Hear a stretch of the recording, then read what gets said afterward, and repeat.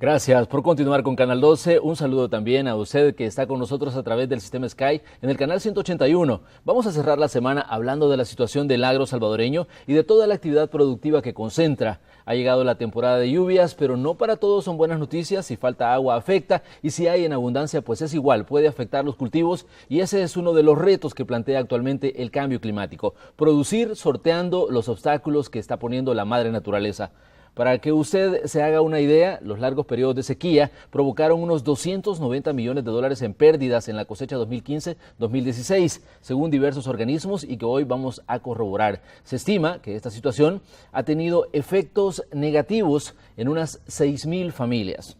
Pero, ¿cuál es la realidad de la producción agrícola en este año? Eso es lo que vamos a conocer porque se encuentra con nosotros el ministro de Agricultura y Ganadería, Orestes Ortiz, a quien le damos la más cordial bienvenida a este espacio de Canal 12. Muchísimas gracias. Buenos días, Manuel. Un saludo a la audiencia de Canal 12 que nos ve en estos momentos. Señor ministro, comencemos hablando de cuáles son las proyecciones agrícolas para este año 2016, un año en el que, bueno, ya la sequía ha dado una tregua y tenemos abundante lluvia. ¿Cuáles son las proyecciones que tienen ustedes como ministerio en cuanto a producción? ¿Cómo no? Definitivamente la proyección para este año es más optimista, es mejor, más positiva con respecto al año pasado. Ya para este periodo del año pasado habíamos tenido casi 3 periodos de 4 periodos secos continuos que hubieron. Esta situación ha concluido ahora teniendo en cuenta que el fenómeno del Niño estuvo finalizando entre la última semana de mayo y la primera de junio y luego entramos a un periodo neutro que trajo abundantes lluvias en junio y eso ha permitido que la siembra del primer nódulo de la estación haya sido aprovechado por nuestros campesinos. Bueno, para decirle, nosotros hemos promovido la siembra de maíz desde Aguachapán a San Vicente con 252,000 productores pequeños de maíz blanco y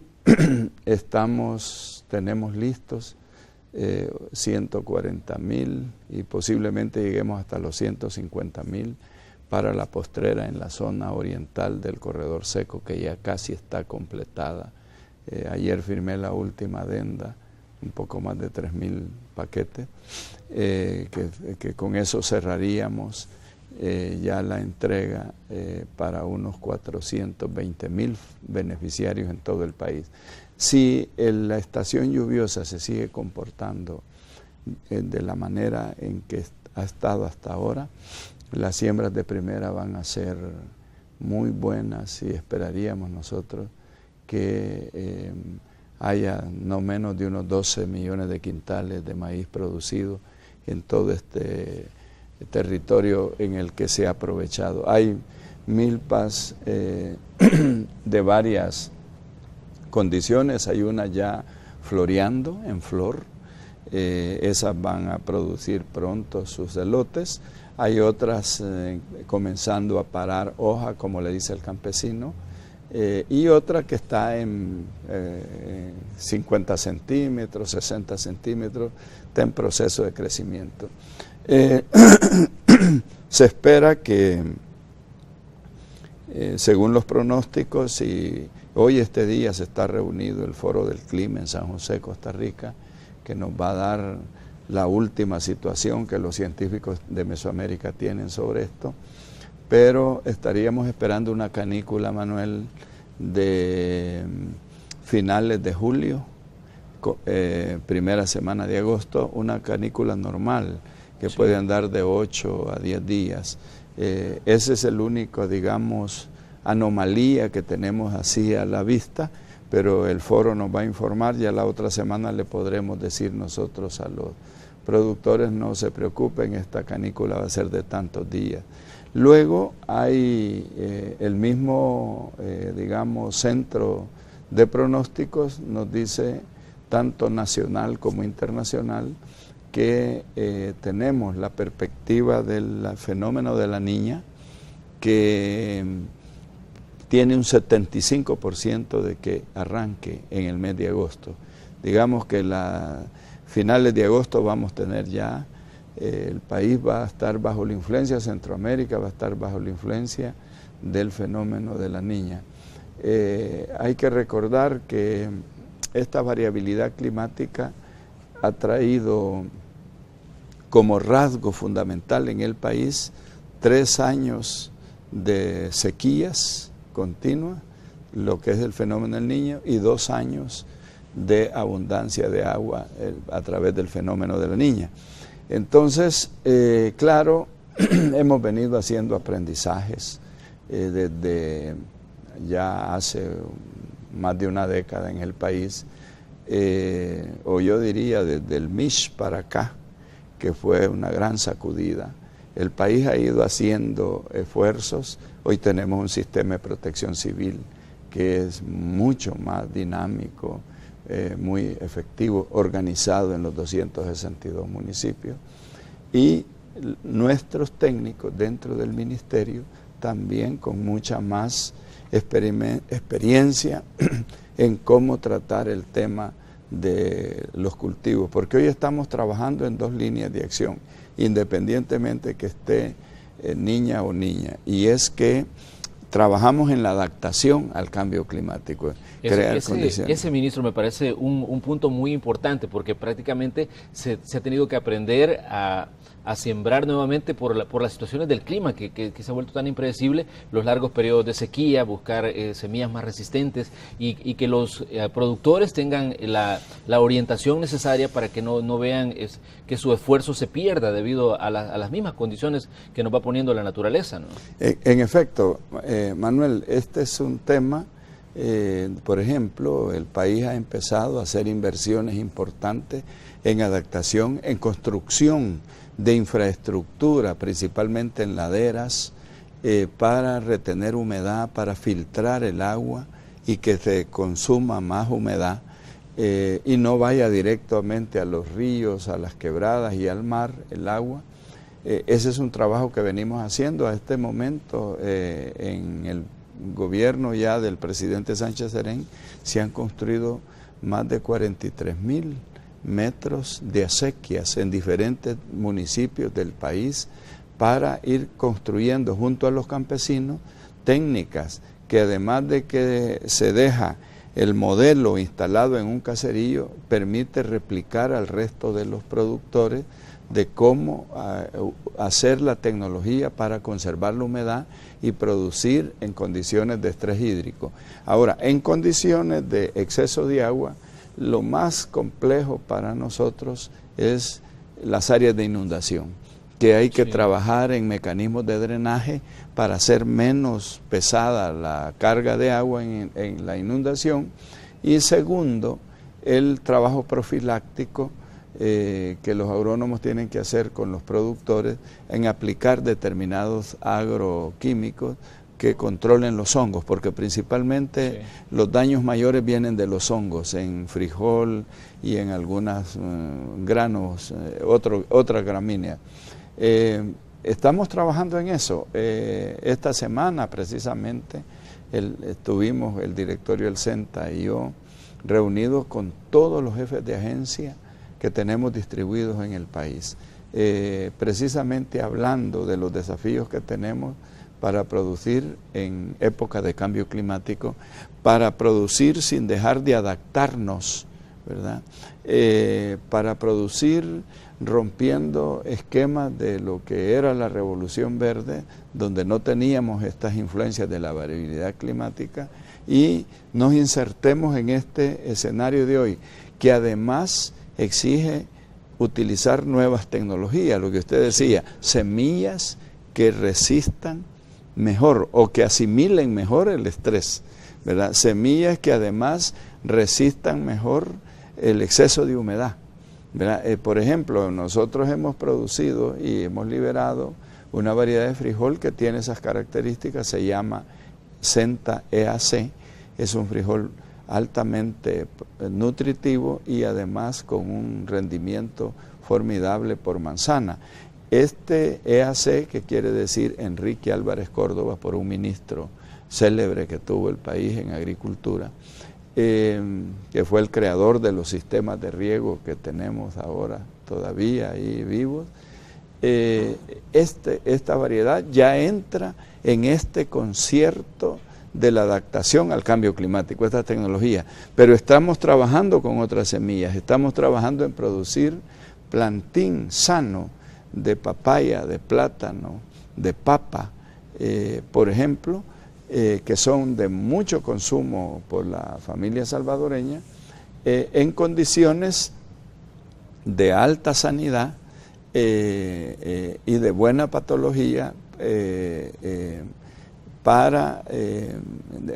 buena genética, quiero decir, de buena genética, para que el productor no tenga que lidiar con hongos de salida, con nemátodos, no tenga que lidiar con enfermedad al momento de plantar, de hacer el plantío.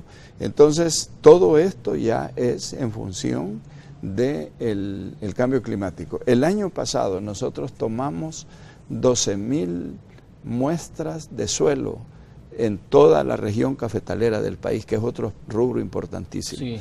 Sí. Y ahorita ya tenemos los resultados de cuál es la estructura de los suelos hoy. Después de 150 años de caficultura, tenemos hoy el estudio que en este mes de agosto esperamos dárselo a conocer el país y ponerlo en manos de las universidades y de centros de investigación, cómo están los suelos. ¿Para qué? Para que en este ambiente de cambio climático la fertilización de los suelos se haga acorde a su estado actual. Sí. ¿Verdad? La nutrición que le demos no sea darle hierro si tiene hierro, no darle vitamina A si come frutas todos los días. Es decir, que el complemento nutritivo que le pongamos a la planta esté en consonancia con la estructura del suelo que él tiene. ¿Desde hace cuánto tiempo no se hacía estos estudios? Porque son importantísimos para el desarrollo agrícola y para toda la producción. Sí, bueno, Manuel, habíamos hecho caracterización de suelos, pero no el estudio de la estructura del suelo y su estado en materia de nutrición, de los componentes químicos que tiene naturalmente el suelo para nutrir nuestras plantas. Es primer estudio, esa fue una pregunta que le hacía yo al doctor encargado de la investigación, y le decía yo, ¿qué registro?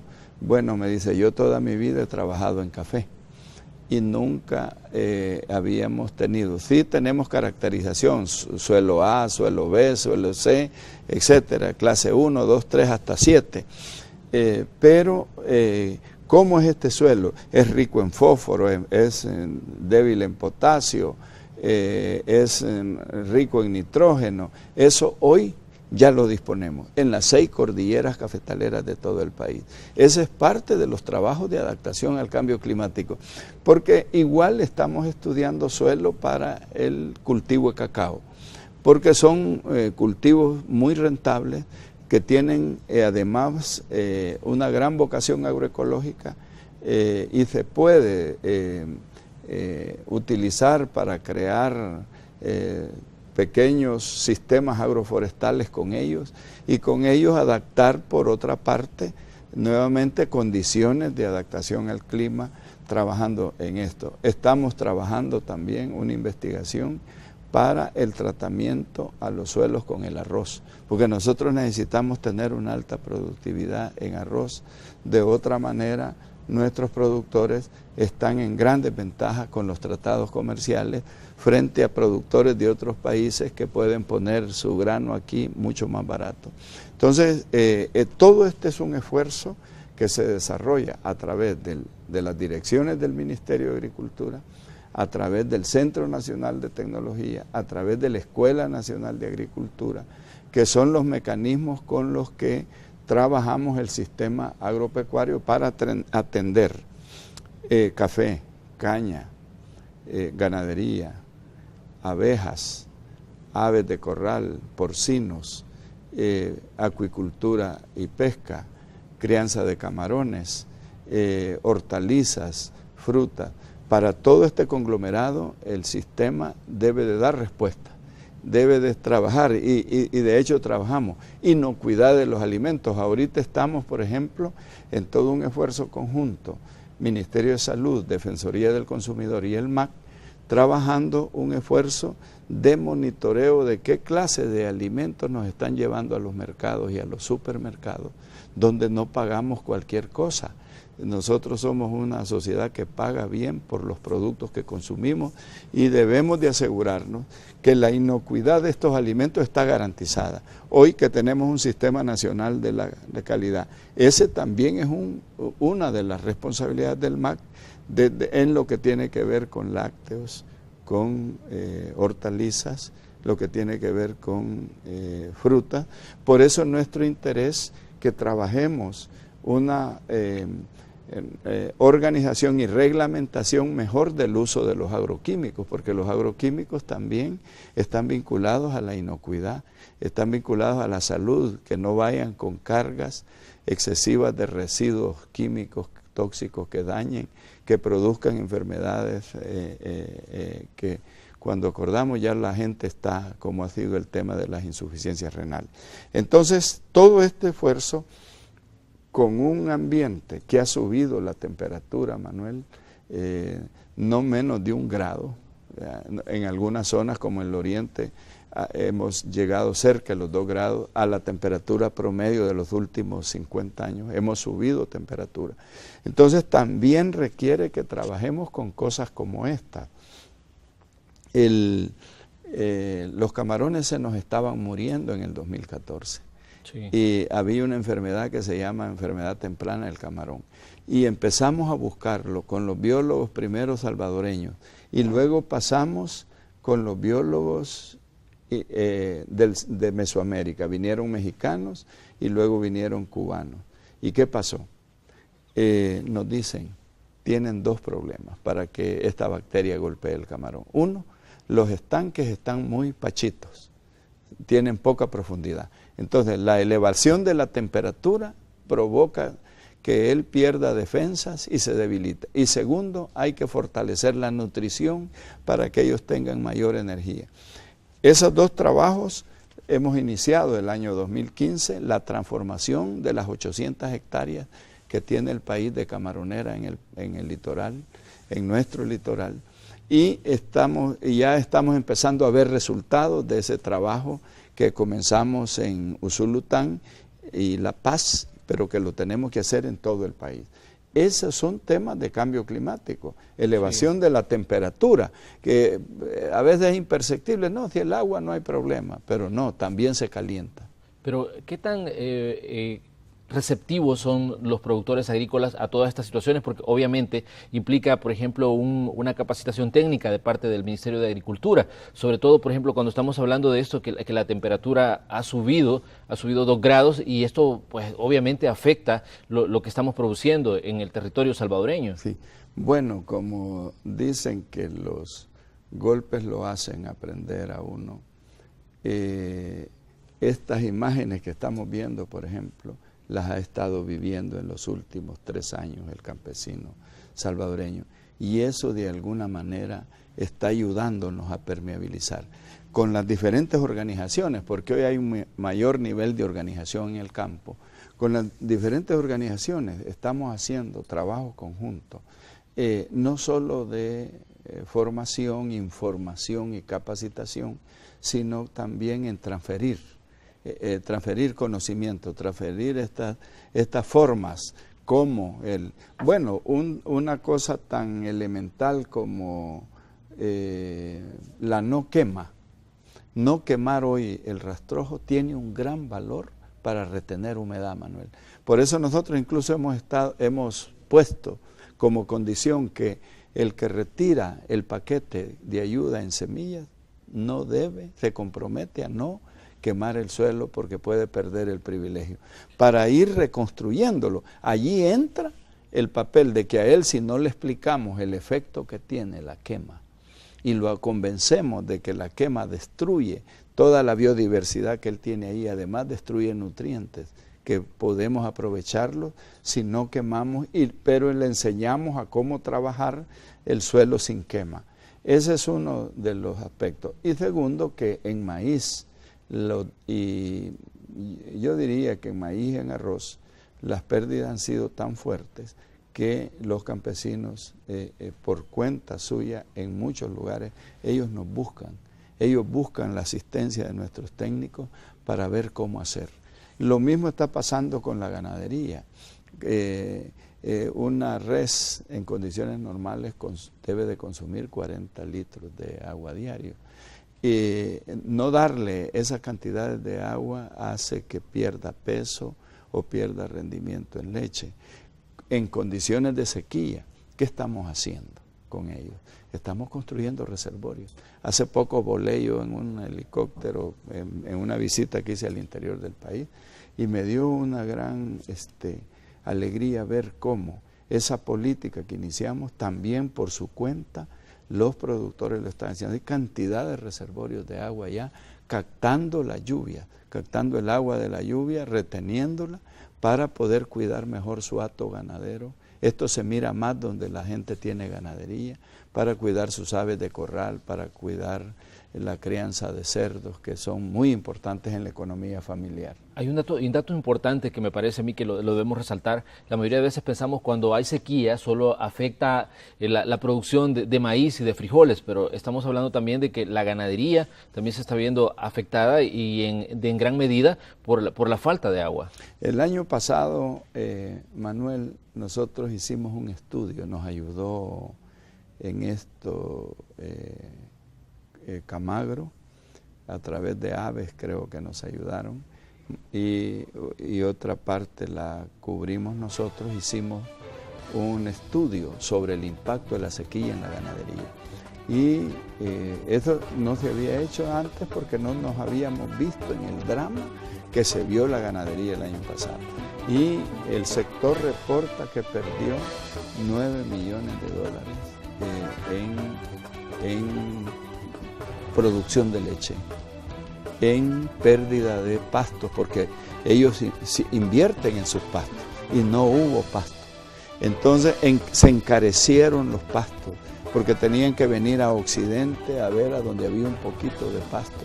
Bueno, hubieron ganaderos de la zona oriental que fueron hasta Choluteca e igual regresaban sin nada porque esa es zona de corredor seco y no en Honduras.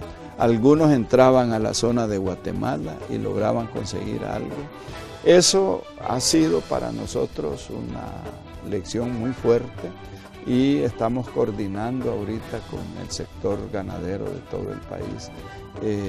Igual usando ya algunas tecnologías, hemos empezado a transferirles a ellos algunas variedades de sorgo que tienen ciclo corto y que se puede cortar temprano y ensilar. Estamos transfiriendo un material que se llama CT115, que es un clon que desarrollamos desde hace 2 años y medio aquí en el país, es una tecnología del CENTA, y tiene un gran resultado, aún en condiciones de estrés hídrico, él se mantiene verde y entonces aquí ¿qué tenemos? Que justamente, usted lo decía en una manera muy clara, enfocamos a lo más dramático, el maíz y nuestros frijoles, con este efecto. Bueno, y este año lo vimos. San Salvador, el área metropolitana, tuvo que decretar una emergencia por el agua, emergencia hídrica. Pero también nuestros animales consumen agua. Si no les proveemos el agua, tenemos dificultades. Entonces hoy estamos construyendo reservorios, por ejemplo, vamos a invertir un donativo que nos hizo el Banco Centroamericano de Integración Económica, $100,000 en reservorios, orientados precisamente a ir creando condiciones. El proyecto de cacao que estamos ejecutando en todo el país lleva contemplado la construcción también de reservorios. Es hora de que hagamos una pausa comercial, pero les invitamos a que continúen con Canal 2. Estamos haciendo un examen de cómo se encuentra la producción agrícola y vamos a hablar también del café, así que les invitamos a que continúen con nosotros. También tenemos un interrogante en Facebook. ¿Considera usted que se están dando los pasos adecuados para reactivar el agro en el país? Los comentarios cuando regresemos.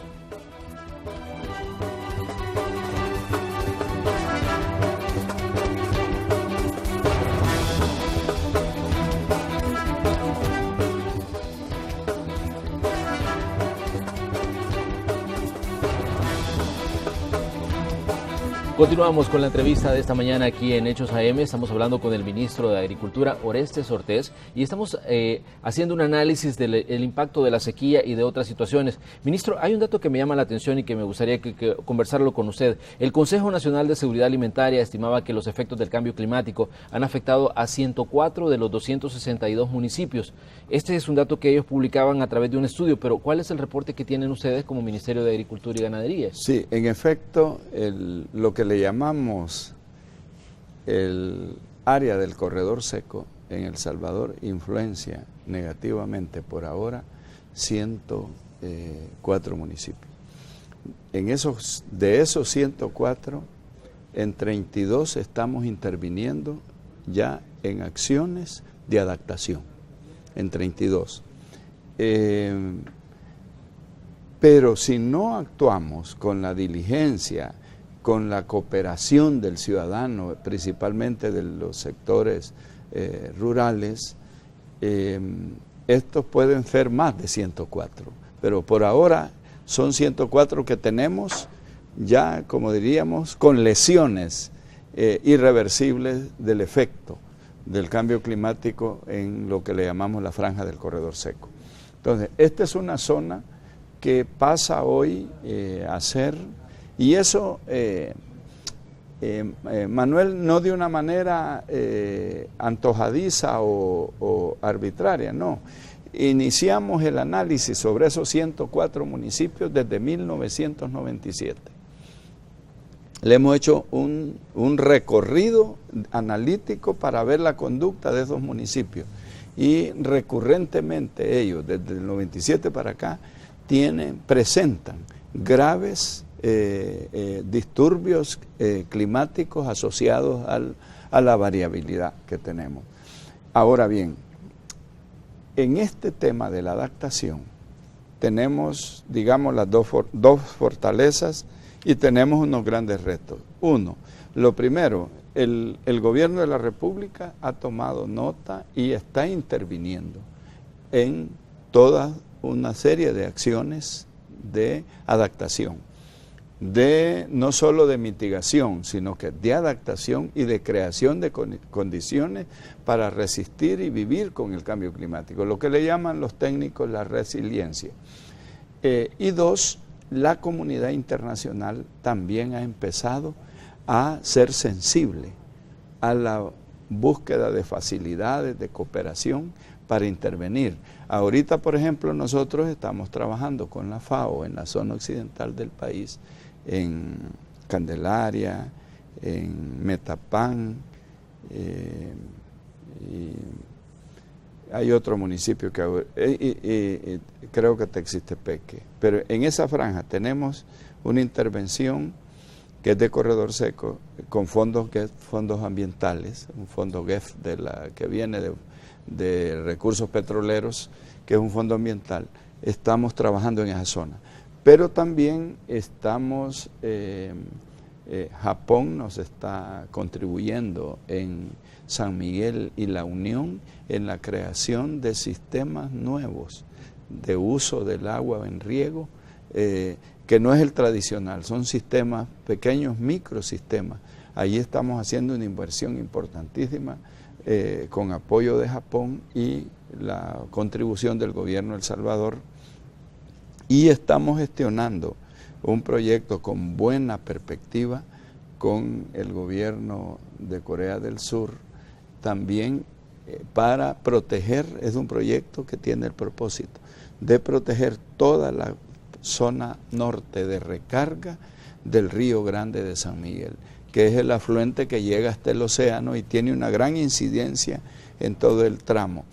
Y por supuesto, tenemos un convenio con la CEL para trabajar, hacer intervenciones en las cuencas de todo el recorrido del río Lempa, porque el río Lempa no solo nos da electricidad, Manuel, en él está el sistema de riego de Atocoyo Norte y Atocoyo Sur, el sistema de riego Lempa-Caguapa, al margen izquierda, margen derecha.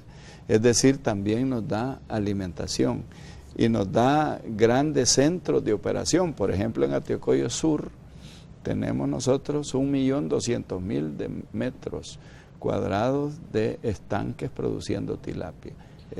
Un dato importante sobre el impacto del cambio climático está también en el empleo en el campo, ministro, porque mucha gente, bueno, al ver afectados su producción, no hay forma de obtener los recursos para mantener a una cantidad importante de familias que en este país viven de la producción agrícola. ¿Tienen ustedes un dato de cuánto, por ejemplo, ha impactado esto de efectos de la sequía, la pérdida en cosechas, los daños en la ganadería y daños en todo tipo de cultivos?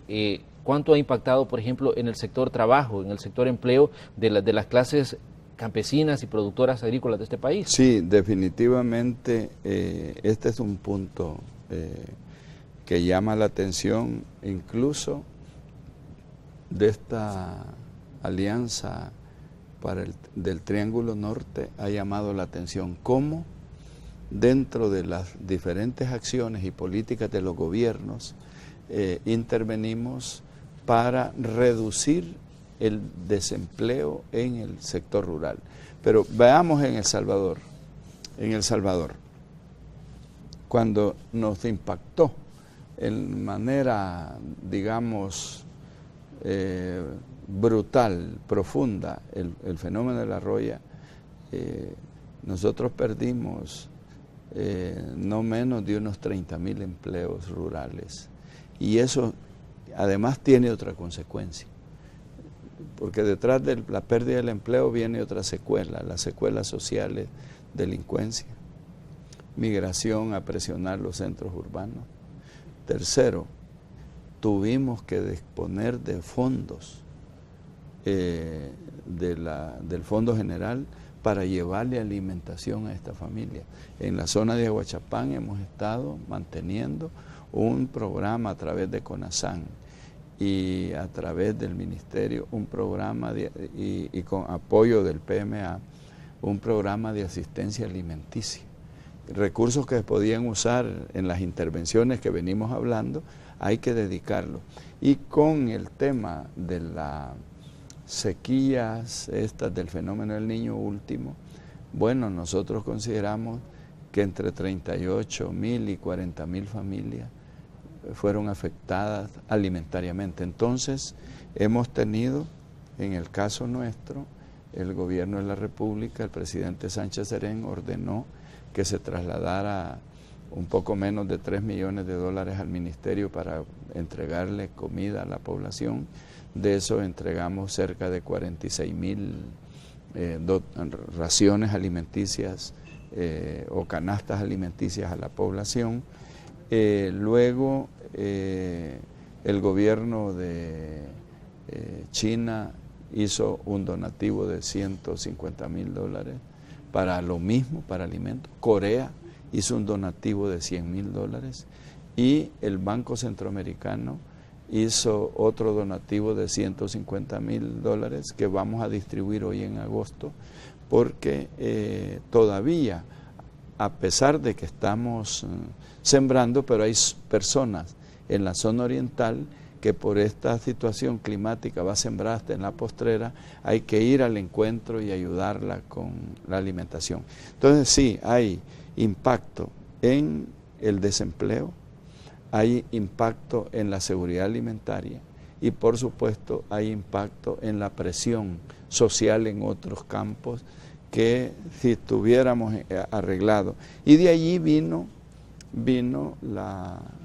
el acierto de la política que orientó el presidente Sánchez Serén de que reactiváramos la caficultura.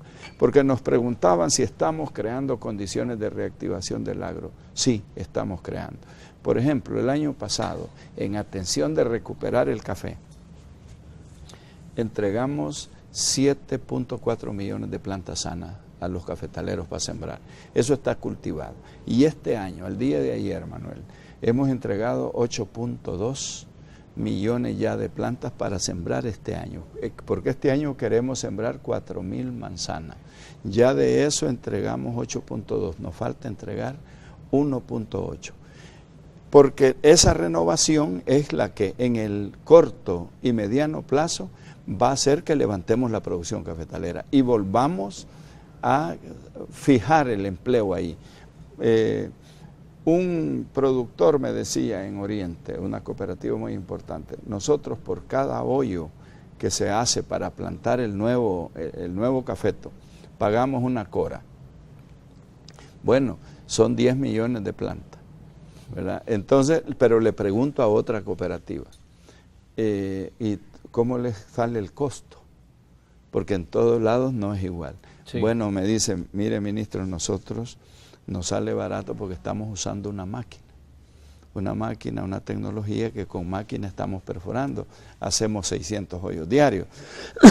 Entonces ya la renovación no solo trae implícito que dentro de 2-3 años, dentro de 3 años más concretamente, vamos a tener una nueva producción, un nuevo parque produciendo café bueno, de calidad, sano, sino que también en el momento que se planta, en el momento que nosotros hemos tomado a cerca de 100 viveristas del país a enseñarles la tecnología y producir la planta sana, allí hay un empleo permanente todo un año, cuidando los viveros.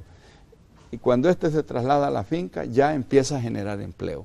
Son las formas de reactivación del agro. Ministro, el tema de la roya, ¿cómo está en sí? Ya, ¿cuál es el panorama? Porque ayer yo leía un documento, por ejemplo, donde decía de que incluso el gobierno de los Estados Unidos consideró como uno de los grandes impactos en la región centroamericana y específicamente en El Salvador para considerar, por ejemplo, la ampliación del programa temporal, del estatus temporal para que la gente pueda trabajar y vivir en Estados Unidos, el TPS, debido, decía, al impacto que ha tenido, por ejemplo, fenómenos como la roya en la región centroamericana, y El Salvador, pues, no es la excepción. ¿Cuál es el panorama hoy en día con este fenómeno en específico? Bueno, quiero decirle que hay un área de unas 70.000 manzanas que le estamos dando un manejo bastante apropiado. Y digamos, allí la roya se mantiene en bajo control. Hay unos 40.000 productores, unas 40.000 manzanas, 40, 50.000, algunos dicen 40, vámonos con 40.000, que están en manos de productores que no han descuidado su cafetal y tienen recursos, tienen mercado. Digamos, allí ya sumamos 110.000 manzanas, pero nos quedan 80.000 que están muy, pero muy afectadas y que sus propietarios no están haciendo ningún tipo de inversión. Entonces, aquí es donde va el esfuerzo, que ese propietario de finca que ha estado muy impactado por la roya, se arriesgue, se anime y con la ayuda que estamos dando de proveer plantas nuevas, sanas, de variedad resistente, se anime a renovar ese cafetal. Y al que está dándole tratamiento y considera oportuno renovar no solo las medidas profilácticas, sino que renovar el café, lo estamos apoyando. Precisamente esta semana pasada recibí una cooperativa que me decía, estamos muy felices, una cooperativa aquí en el volcán de San Salvador, porque vamos a recibir 27.500 plantas del Senta Café. Ayer me visitó el señor Vilanova, un cafetalero de Tepecoyo, a expresarme unas ideas que él tiene para el tema de los negocios del café y el tratamiento al mercado. Pero igual me agradecía que los técnicos no solo le han proveído, sino que están ayudándole en su finca, dándole, transfiriéndole esta metodología. Y cierro sobre esto, Manuel, la roya está allí todavía. Sí. Hay que renovar. La idea de nosotros es que por lo menos hay que renovar unas 100.000 manzanas en el país para garantizar que el país vuelva a ser potencia productora de café. Ahora, ¿está la gente batallando? Sí, porque aún en estas condiciones dramáticas que tuvo el 2015 de 4 periodos secos, se produjeron 758.000 quintales. Todos decían que iban a ser 400.000, pero la lucha de los caficultores pudo hacer posible conseguir 758.000. Y eso nos permite estar haciendo negocios, estar vendiendo, porque nuestro café se mantiene siempre en alto posicionamiento de la calidad. Hoy en el mes de junio fue el campeonato de barismo, sí, en Dublín, en Irlanda. Fueron nuestros baristas a competir allá. Lo que quiero destacar, independientemente de la posición de nuestros baristas, es que el segundo lugar en ese campeonato lo ganó una mujer europea que utilizó café salvadoreño, un pacamara salvadoreño. ¿Eso qué dice? Eso habla de la calidad del café. O sea, nuestro país tiene una alta calidad. Por ello, renovar el cafetal, renovar las fincas, invertir en el café, es una inversión estratégica para el mediano y largo plazo. Y en este gobierno hemos puesto en la agenda de prioridades la reactivación de la caficultura. Ahora bien, por supuesto, esto no es de soplar y hacer el globo. Tenemos 84 técnicos de café desplegados en 23 puntos en el país. Es decir, porque es una planta fina, delicada, que hay que tratarla como un jardín para que ella corresponda en la producción de buen grano y buena calidad. Entonces, los técnicos están acompañando a los productores. Al principio no fue nada fácil, porque como había estado separado el papel del Estado con la caficultura, habían cafetaleros que no creían que era un proyecto en serio que iba a desarrollarse. Hoy los caficultores, al contrario, cuando se atrasa un técnico en no llegar en la visita que tiene programada, están con el teléfono llamando, ¿por qué no ha venido el técnico? Estamos esperando al técnico. Y eso a nosotros nos dice, estamos entonces interactuando, productor y la política pública para fortalecer la caficultura nacional. A esta hora vamos a recordarles la pregunta que teníamos en Facebook. ¿Considera usted que se están dando los pasos adecuados para reactivar la producción agrícola en el país? Tenemos, por supuesto, las participaciones de todas las personas que se conectan a través de esta red social con nosotros. Vamos a leer algunos de los comentarios que nos han dejado las personas que están pendientes. Ada Marisol Martínez nos dice, se necesita más apoyo para el agricultor. De acuerdo. Amílcar Nazario nos dice, no propongo que reactivemos la plantación de amapola, marihuana, y bueno, creo que es algo que no tenía nada que ver este comentario. Jorge Orellana Penado nos dice, definitivamente se ha avanzado algo, pero falta más por hacer. De acuerdo. Morales Albeiro nos dice, ¿y por qué preguntan hasta ahora si nunca antes se ha hecho? Dice, mucho menos tendrían que hacerlo hoy si no hay de dónde sacar fondos más que prestar y prestar. Bueno, son de los comentarios que nos han dejado ahí a través de la red social Facebook. No, pues no dice, y nadie apoya a esas personas que con tanto amor siembran y hacen producir la comida que todos consumimos. Ahí te desplazas por las diferentes carreteras, puedes darte cuenta que hay muchas personas que siembran a la orilla de las carreteras y no tienen tierra para sembrar sus semillas. Y el Estado, ¿qué hace? Es la pregunta que se hace Gustavo Cepeda.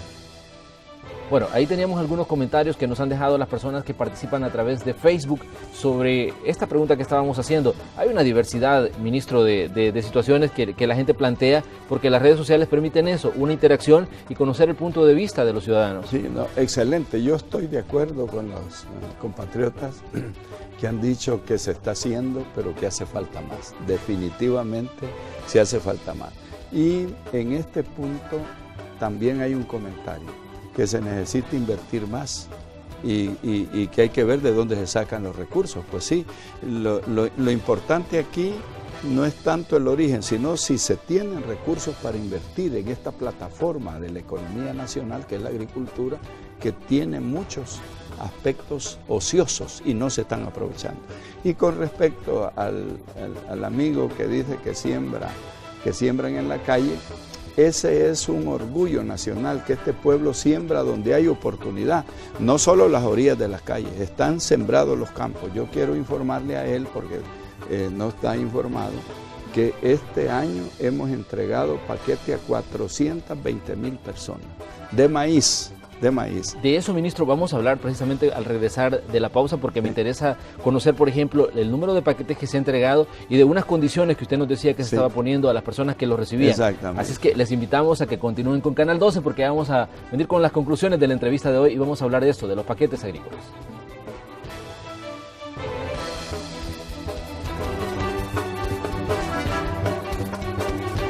Estamos llegando ya a la parte final de la entrevista de esta mañana aquí en Hechos AM, en este día viernes, y estamos conversando con el ministro de Agricultura. Ministro, me llamaba la atención este tema de los paquetes agrícolas. Sí. Usted me decía de que ya se entregó una buena cantidad, sí, pero también hay una serie de requisitos que le están poniendo a las personas que los están recibiendo. Exactamente. Yo voy a mencionar 3 requisitos. 1, no quemar el suelo. 2, no venderlo, por mucha necesidad, porque justamente quienes lo reciben gente muy... de escasos recursos.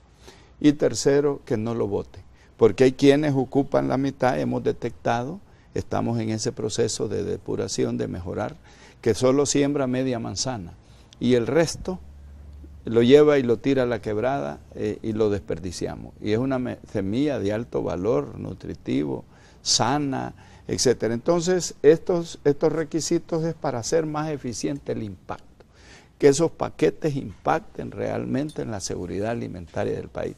Lo estamos logrando. El padrón actual es de 470,000 productores. Y hoy llegamos a 420,000, vamos a llegar con el paquete.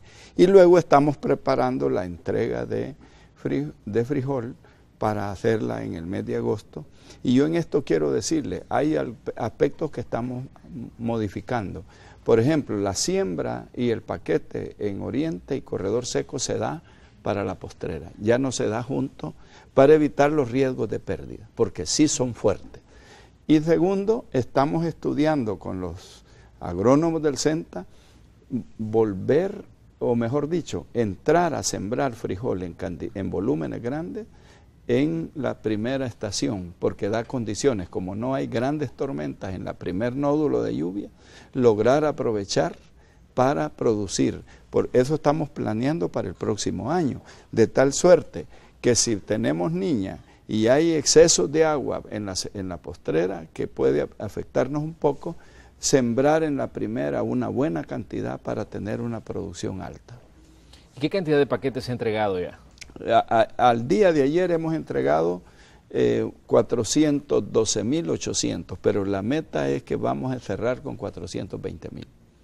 Ahora bien, bueno, el Ministerio de Medio Ambiente anunció que la temporada de lluvias iba a ser un tanto irregular, por ejemplo, en el ingreso a la zona de El Salvador. Sí. Pero, por ejemplo, los periodos de siembra, ¿a partir de qué fecha van? Sí, correcto. Precisamente el anuncio de Medio Ambiente, que los hechos, la vida comprobó que así era, entró tardío en mayo. Por eso le dijimos a la población, siembre a partir del 20 de mayo. Y la gente sembró. La mayoría de la población acató, ¿verdad? Pero hay zonas en zonas del norte, donde las lluvias empezaron antes. Esa gente sembró antes, esa es la que ya está pronto a tener elote. Entonces, luego dice Medio Ambiente que va a haber en finales de julio y comienzos de agosto una canícula normal, tradicional.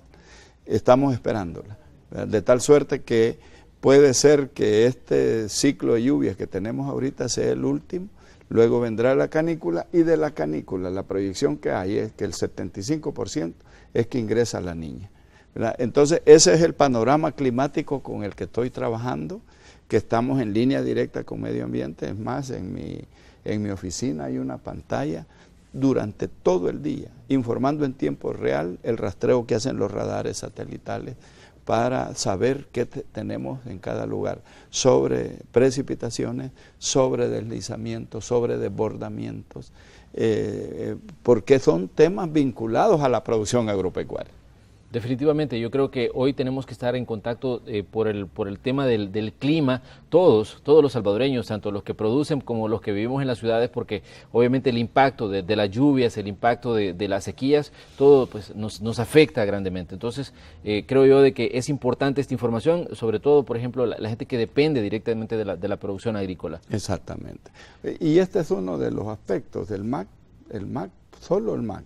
Tienen 9 estaciones agroclimáticas donde seguimos humedad, temperatura, nivel de viento, que nuestros agrónomos reciben y ellos tienen capacidad de estar informando a la población.